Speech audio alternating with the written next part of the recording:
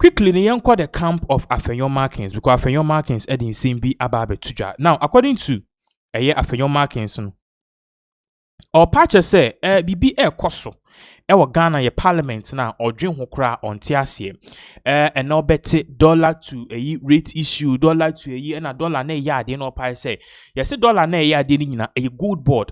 But then we should ask ourselves the Goldbod nankasa no gold na omo je no efi traders no ho no omo fa list bian buy ma yehu se gold no efi Galamseyers for ho na eba efi ase na eba itu hwemu yi a utim se gold na eba dodo na ye illegal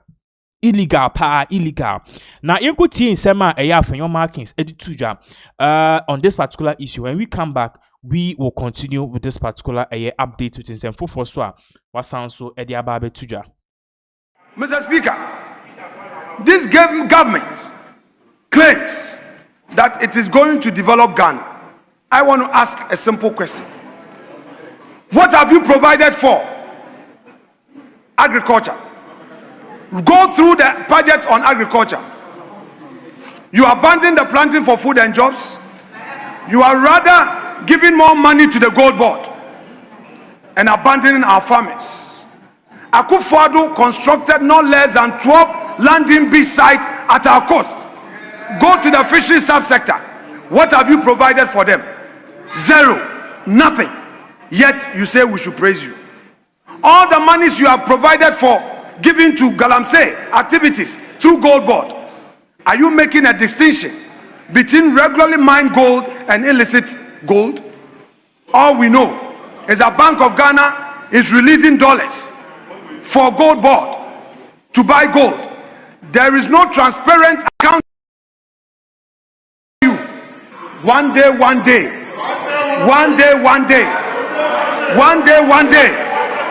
all the transactions and the Goldbod, where the exchange rate losses, the differentials went to, you would account for them. Mr. Speaker, let me proceed to deal with another issue. Mr. Speaker. Okay. So that was in Sema Afenyo Markins edituja, but then he also went ahead to also criticize the budget finance minister Edibetuja, citing said there are a whole lot of indiscrepancies in that particular budget and there are a whole lot of things that was our budget anymore Ghana for ehu. We need clarification. Now omoka one day abeno the ebe boom. Yintie in Sema Afenyo Markins edituja on this particular budget babaka betuaso. When you were in opposition, you failed to accept that global economic challenges had effects on Ghana.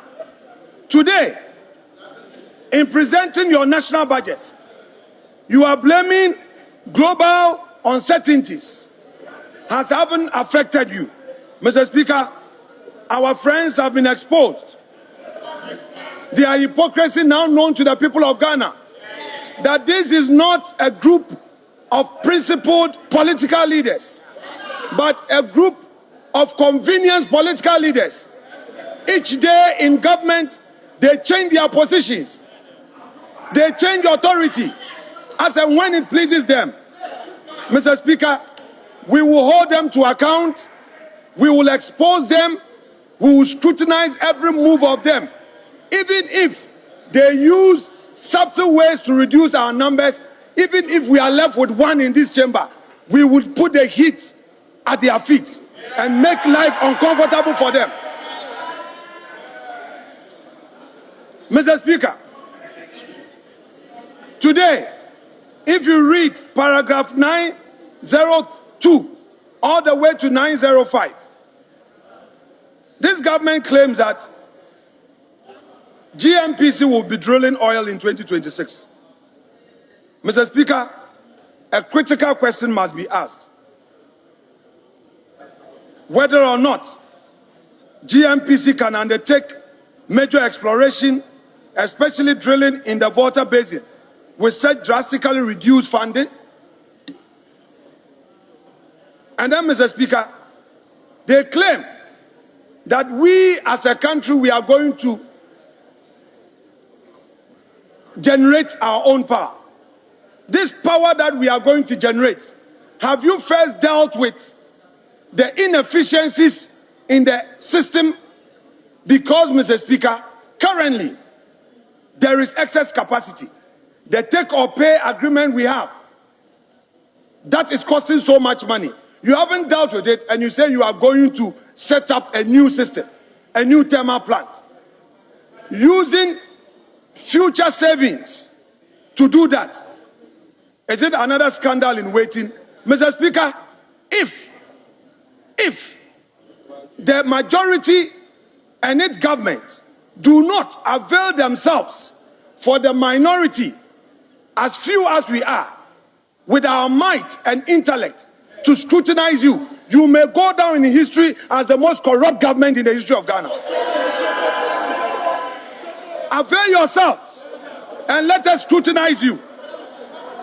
Mr. Speaker, look at ECOWAS, the ECOWAS sub-regional growth. Mr. Speaker, table 4, page 8 of the budget. Clearly, table 4 explains why the mighty minority says that this budget is growthless, jobless, and hopeless. Mr. Speaker, the Ghanaian story, when compared to our peers in ECOWAS, is nothing good to write home about. From their own table 4 at page 8, it is clear all other countries in the sub-region did so well in terms of their growth. Mr. Speaker, if you walk through this list one by one, their incompetence is exposed. We are asking them, where are the jobs? Ejumanu wahi. Where is the 24-hour economy? It is clear that the 24-hour economy no atonsio. Mr. Speaker, let's go to the industrial sector. Reference Appendix 1C, page 15. The NPP administration left a burgeoning industry sector that grew at 7.1%. Mr. Speaker, growth in that sector has declined to a paltry 3.6% in 2025. This decline is due to the lack of activity in the construction subsector. Numbers don't lie. Whereas construction subsector grew at 9.6% in 2024, growth in the sector has declined to 2.9% in 2025. Now you see why we have been clamoring for you to pay contractors. Even your own ministers, 2025, did not have their releases. Non-payment of arrears owed contractors means they have to move away from sites. Most road projects initiated have been abandoned. Agenda 111 have been abandoned. Contract construction is the bedrock of the industrial sector. A lot of Ghanaians get their daily bread when construction booms. You cannot profess a certain big push agenda and not pay hard-working contractors. You cannot profess big push agenda and whilst projects started by the previous government is stalled. Mr. Speaker, the NDC administration must learn to pay contractors, continue road projects started by the MPP administration, continue the Agenda 111, continue the numerous projects in the educational sector, complete the bypass on the Accra-Kumasi Road, complete the Kaswa-Winneba Road, finish the Adenta-Dodowa Road, finish the Tamapampram stretch, complete the Swami interchange, and finish the PTC interchange. Mr. Speaker, the NPP administration under Nana Akufo-Addo has a record of over 13,000 kilometers of road. Mr. Speaker, the 13,000 kilometer plus road construction under the Nanadu government, Mr. Speaker, can never be matched by this administration. Mr. Speaker, Now let's look at revenue. Fiscal performance. May I refer them to Appendix 2A at page 154 of the budget. Mr. Speaker, in presenting the budget in March 2025, the Minister projected total revenues and grants of 224.93 billion, representing 16.1% of GDP. Mr. Speaker, the minority told the NDC to stop the voodoo forecasting because it was unachievable and that the figures were cooked just to make the budget look good. Mr. Speaker, unperturbed in the mid-year budget review, they presented a further revised revenue and grant upwards to 229.9 billion, representing 16.4% of GDP. Again, we warn them to desist from deceiving the Ghanaian public and potential investors. What do we see now? The Minister of Finance and his government have finally revised the end-year projected revenue and grant to 226.4 billion, a whooping 3.5 billion difference. Is this competence? Incompetence. Mr. Speaker, the bizarre aspect of all of this is that they disregarded the full facts and figures. They programmed to rake in 162.6 billion in the first 9 months of the year. And this programming was done significantly in July. Mr. Speaker, in the first 9 months, you were able to only get 11.1%. What are you hiding from the Ghanaian people? How can you raise 72 billion in 3 months when you only had 154 billion in 9 months? You can project big revenue, but actual performance would expose you. I repeat, you can project big revenue, but actual performance will expose you. Mr. Speaker, a word to the wise is enough. Now, Mr. Speaker, let us look at expenditure. Expenditure as the presidency has ballooned. Expenditure at the presidency has ballooned. It is in excess of 1.5 billion cedis. The deputy minister can shake his head, but I wish he could state this for the record. Perhaps he doesn't know what is contained in the budget. Perhaps he doesn't know what is contained in the budget. We, the mighty minority, have read the budget in full, and we know the details. Mr. Speaker, they fail to provide for the private sector. They fail to create opportunities, yet at the presidency alone, they are spending in excess of 1.5 billion cedis. Mr. Speaker, let me turn to the women banking sector. Mr. Speaker, I want to remind the NDC that they cannot deceive the Ghanaian people. I refer them to Appendix 4A of page 174 of the budget. Mr. Speaker, they claim that they are providing 401 million to start the women banking. Mr. Speaker, what they try to hide are the things I'm going to tell the Ghanaian people. At 9:30, there's supposed to be a minimum capital, which capital must be unimpaired. Now, the minimum capital requirement for opening a bank, establishing a bank, is 400 million. That 400 million, you can't touch it. So if you say you are providing 400 million to establish the women banking, what money are you going to use to provide the loans? Mr. Speaker, in the 2025 budget, you did nothing about the women banking.